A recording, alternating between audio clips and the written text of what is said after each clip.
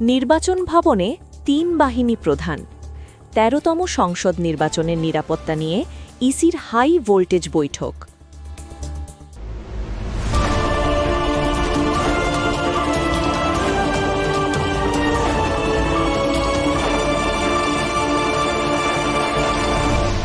Channel CB.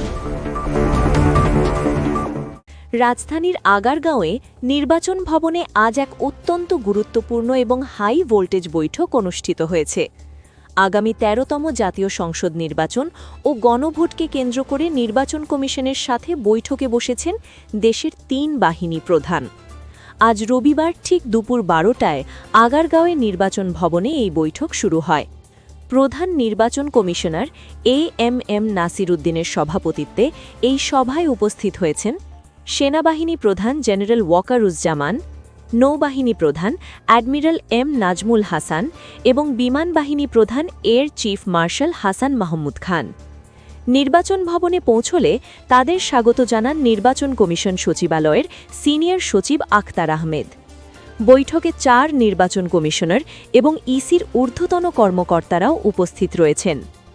মূলত আসন্ন ১৩তম জাতীয় সংসদ নির্বাচন এবং আসন্ন গণভোটের নিরাপত্তা ব্যবস্থা নিশ্চিত করাই এই বৈঠকের প্রধান লক্ষ্য।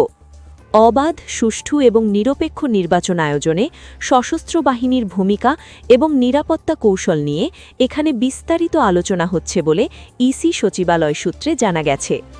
এখানেই শেষ নয়, আজ দুপুর ২:৩০টায় দেশের সার্বিক আইন শৃঙ্খলা পরিস্থিতি পর্যালোচনা করতে আরেকটি পৃথক বৈঠক করবে ইসি।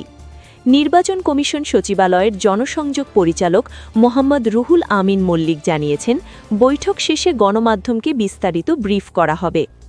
নির্বাচন ঘিরে আর কি বড় সিদ্ধান্ত আসতে যাচ্ছে জানতে চোখ রাখুন আমাদের চ্যানেলে। ভিডিওটি ভালো লাগলে লাইক দিন এবং শেয়ার করে সবাইকে জানিয়ে দিন। ধন্যবাদ।